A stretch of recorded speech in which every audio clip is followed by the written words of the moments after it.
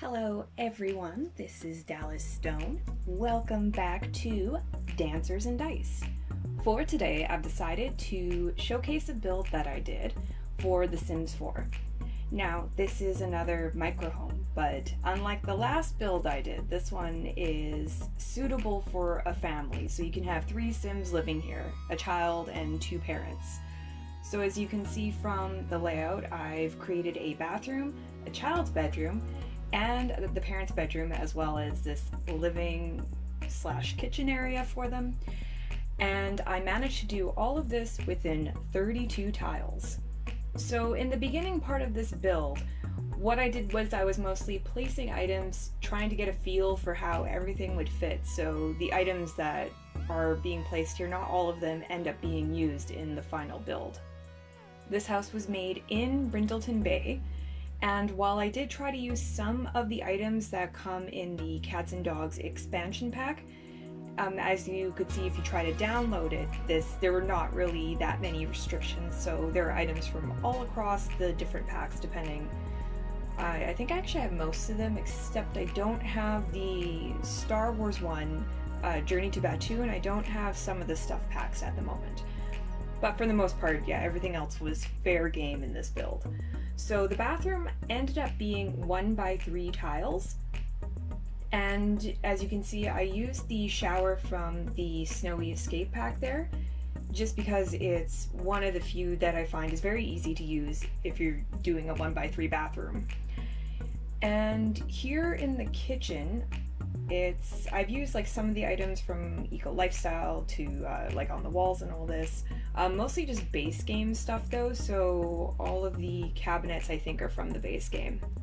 Now, unlike in the base game tiny home that I created, in this one I was able to use a computer desk that only takes up 1 square. So I have that in the kids' room, and unlike last time I didn't take I think I used like a side table and I turned it into a desk and put a computer on it when I did my last build. But here at least I was able to use an actual computer desk. This one I think comes from City Living. And yeah, since my family has a daughter, I decided to create a very feminine room, so I kind of went with like this pink and purple theme for it. And I tried to make sure that the kid had stuff that they could use, like they've got obviously some toys there that they can play with, they've got the computer, and yeah. Unfortunately, I couldn't really fit a computer anywhere else, so if any of the parents are going to be using the computer, they're just going to have to hang out in their kids' room and do some skill building in there. So one of the tricky things in these small houses is with trying to get a bed for 2 Sims. At least this is a challenge for me, so I try to make something that, you know, both the parents can sleep in and also get to, and the bedroom ended up being 3x3 tiles. I'm pretty sure there are other people that have made these kind of bedrooms before, and they've probably come up with some really creative designs. I end up using the bed from, I think that is the camp expansion outdoor. I forget what it's called. It's like it's one of the game packs, but I end up using that bed for this one just because it takes up less tiles, so I can kind of put more decorative stuff in the room. And yeah, that's what I did there. I do have the tiny living, I think it's called. That's where you get the tiny home, the micro home, etc. So I found that the dresser in that pack is very useful to use in these homes. Though I do kind of wish that they had shorter dressers, because one problem is that whenever you take a regular dresser and you try to resize it, then you might notice that items will hang up in the air, and even if you end up using the 0 and 9 keys to like shift the items around, sometimes they become unusable. So that's a problem I've encountered with in some of these small builds that I've been practicing. So in the kitchen area, it ended up being 3x4 squares, and I made it so that there's a table so the whole family can sit down and enjoy a meal together. I did put a few like kitchen decorative items, and I've also made sure that they had room for a trash can. The TV was kind of hard because I really did want to put a TV in this house, but then I found that with the TV, it was just very difficult to put it there in a way that that could be used without seeming like really kind of weird and awkward. So later on, I end up replacing where that TV was, there's a window in that spot instead. Yeah, and then I begin to work on the outside of this. And what I decided to do when I was decorating the outside is I decided to try to stick with items, like build items that you get in the Cats and Dogs expansion pack, just because I wanted it to stay within theme.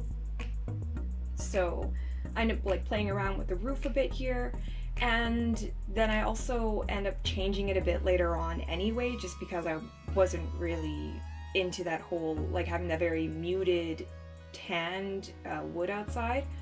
I don't even know what other color to call that. And yeah, so I put up a few paintings in here as well, just so that it looks a bit more cutesy in the kitchen. And then I kind of created this sort of like a little walking space. Unfortunately, it's not entirely usable, as you'll see in a moment. Or I think later on is when I end up putting some counters that I shrink down there just to make it look like there's an actual deck there, but you can't technically use it. Again, it's just decorative, because if I did add the extra tiles, then I would go over that 32 tile count. And then with this home, you want to get all the benefits of having a micro home, so I kind of stick with that. So as you can see here, I finally changed the paint a bit on the building. And I find there's like a lot of this sort of blue tone in the Cats and Dogs expansion, so I decided to stick with that for the exterior of the build.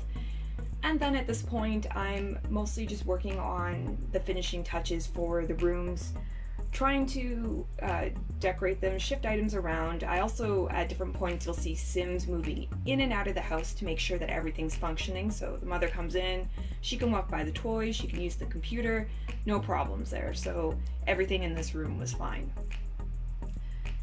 And I always I feel as if this is something I'm still working on, is learning how to decorate the spaces that I'm in, because once I get everything to fit, I start to think about, well, what sort of build items do I want, or not build, what sort of skill items do I want to have in this build? So later on I do end up adding a violin there, just because I figure it'd be nice for the child to pick up some other skills. So there's going to be a kid's violin later. And here I'm just trying to put in posters and everything. I find that the Parenthood pack is actually very, very useful for the kids' rooms. I'm sure many other builders would say the same thing as well. So I used some of those items here. And then, you know, I had to shrink a few things down just to make stuff fit nicer. So this ended up being the kids' room, and yeah, there's the violin there, so she can pick up that skill. One problem I did have was with the bedroom, because although I ended up putting the dressers here, I found later on that when I was testing everything, the parents had a hard time getting into the bed. Like sometimes I could get them in the bed, but then they would be stuck there. So although I really liked using these dressers here, then I ended up having to remove them later on in the build. I'm not sure if anyone else would be able to get it to work, but even when I was trying to move the dressers like partly into the wall, nothing was working for me. So they later had to be replaced. And then I was trying to maybe change the kitchen a bit, because I wanted it to kind of fit more with the items that they have in the Cats and Dogs expansion, but it didn't really work out. So I decided just to stick with that eco lifestyle. I don't know if that's just wood or if it was paneling that I used there. But yeah, there's that window that I mentioned. So now I'm putting the window in place. And it's kind of weird that the window sort of just looks out at a post. But even when I was trying to shrink down windows, you see what ends up happening there, so I end up not doing that. So I just kind of stuck with the small window. This is the same window that can be found in the bathroom as well, so just trying to stay on theme there. Yeah, and a few cute little paintings to make kind of finish up the kitchen there. And then in the parents' bedroom, I was trying to add a bit more paintings, but as you can see, it became too cluttered looking, so there's only the 2 paintings and then the mirror. And I wasn't really able to make the railing look nice in a way that I liked, so after when I moved the house around, I ended up finishing that by creating sort of like a fake like porch that no one can walk onto, but it's purely decorative, and hey, that's as long as it doesn't add more tiles. I also ended up just buying a few trees for the lot just to make it look like, oh, there's just sort of like this little woodsy area that's sort of to the side of the lot. So I thought about maybe putting plants in here, but nothing was really working for me. So in a moment, this is when you see I start taking these counters, and I end up using counters in the build here instead. The island wasn't working for me, and then yeah, so I ended up switching to a counter. And at one point, because I'd been using so many items, I ended up having to give myself the mother load sheet just so I had the funds to actually finish this build. I think that the total cost of this ended up being, I want to say 19,940 simoleons for everything that's within the house. If you start the game by creating 3 sims, so let's say you have 2 parents and a child, I believe they give you 24,000 simoleons. So anyone who is purchasing this, you can completely do this from the start of the game, which means that if you've created your 3 sims, then you can download this build and you can add it to a lot. So long as you don't get a super crazy expensive lot. So it's a good way just to start out the game and to have all these in place, and then obviously as you make money through your playthrough, you can, you know, change things up and then add whatever else you want or change things around, maybe even build a bigger house or if you want to expand the family or anything. One thing I did do before I uploaded this into the gallery is I made sure that, for example, the parents could get onto the bed, they can sleep in the bed, they can woohoo if you want them to have some fun time to themselves. And then of course I also made sure that other items in the house were usable, so the shower's fine, they can get in and out of that bathroom okay, they're able to cook using that counter there, so there's no problems there. Everyone can also sit down at the table at the same time, as you're going to see in a moment. So yeah, this build is totally usable. You can download it from the gallery and then you can use it if you want, or even just check it out. If you guys do like these builds that I'm doing, please feel free to subscribe, and also please check out our Patreon if you get a chance, so then you can see some of this content before we release it on YouTube. Alright, so thank you guys for checking this out, and I hope to see all of you guys again next time. Ciao!